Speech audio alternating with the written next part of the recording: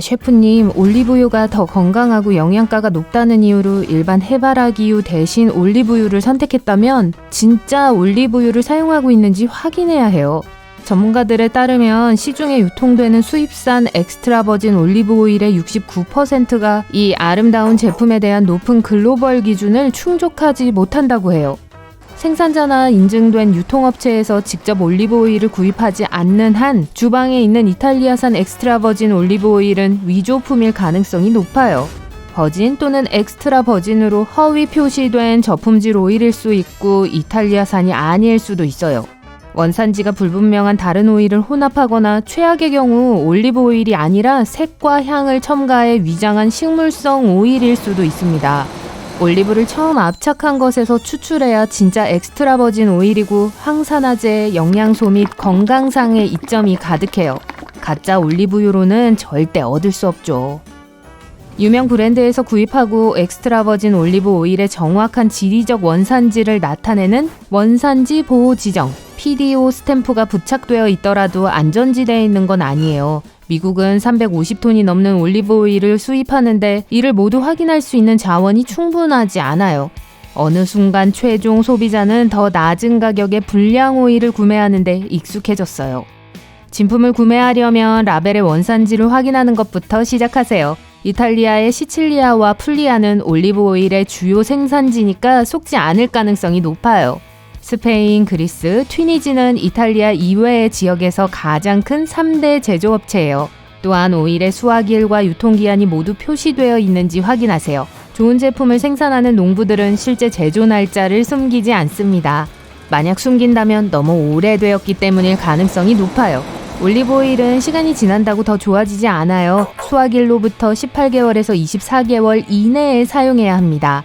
그리고 한번 개봉한 올리브 오일은 최대 6개월까지만 맛있고 건강해요. 싱글 소스 또는 싱글 패밀리 옵션을 선택하세요. 이는 주로 한 그룹에 의해 같은 장소에서 재배, 압착, 병입된 올리브를 의미합니다. 한 연구에 따르면 이런 종류의 올리브는 위조 가능성이 낮다고 해요. 또한 더 신선할 거고요. 좋은 제품이 가격이 저렴할 거라고 기대하지 마세요. 물론 진열대에서 가장 비싼 제품을 살 필요는 없지만 최소한 금속통이나 어두운 유리 용기에 담긴 중간 가격대의 오일을 고르세요. 구매하기 전에 냄새를 맡아보고 맛을 본다면 풀이나 과일 향과 같은 신선한 냄새가 나는 것을 선택하세요. 퀴퀴하거나 썩은 냄새가 나거나 냄새가 전혀 나지 않는다면 또 다른 위험 신호입니다. 특히 해외로 피스타치오를 배송할 때는 특별한 주의가 필요합니다. 오후 간식으로 피스타치오를 대량으로 포장하면 자체적으로 열을 발생시킬 수 있는데요. 지방 함량이 높고 수분 함량이 낮기 때문이에요. 피스타치오의 지방은 분해 과정에서 공기와 접촉하면 분해될 수 있어요.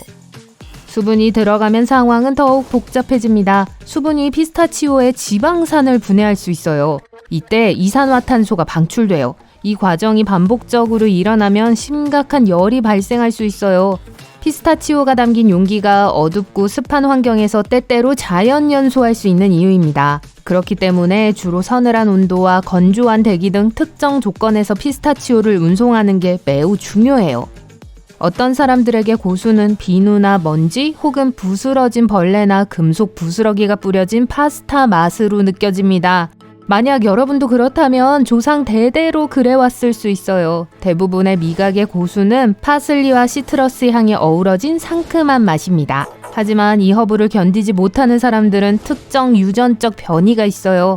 이들은 고수잎의 미끈한 성분에 대한 민감도가 완전히 새로운 차원으로 올라갑니다. 중앙아메리카와 인도 등 고수가 인기 있는 국가에서는 대부분의 사람들이 이러한 유전적 변이를 가지고 있지 않아요. 고수를 싫어하는 대부분의 사람들은 고수가 흔하지 않은 동아시아에 살고 있습니다. 시저 샐러드는 유명한 로마 황제와 아무 관련이 없습니다.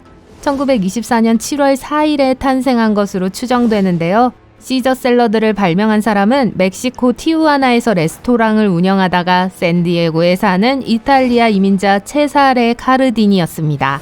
체사레는 아삭한 로메인 상추잎, 날달걀 노른자, 고소한 이탈리아 올리브오일, 갓 간 파르미지아노 레지아노 치즈, 우스터 소스, 라임 주스, 완벽하게 구운 바게트 조각 등 7가지 간단한 재료로 그의 상징적인 요리를 만들었어요.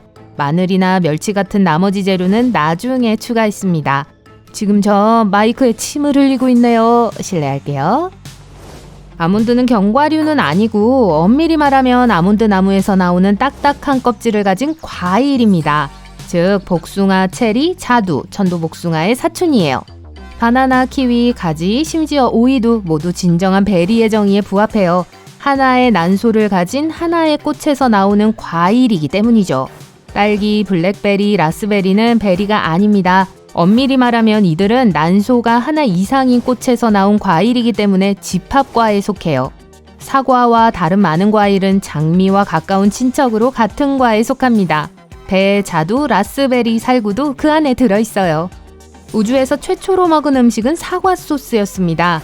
미국 우주비행사 존 글렌은 1962년 3차 머큐리 미션 동안 알루미늄 튜브에서 직접 간식을 먹었어요. 이 식사는 튜브의 디자인 때문에 먹는 사람이 음식을 보거나 냄새를 맡을 수 없었고 튜브에 들어갈 수 있는 질감의 종류 때문에 음식의 선택이 정말 제한적이어서 거의 즐기지 못했죠.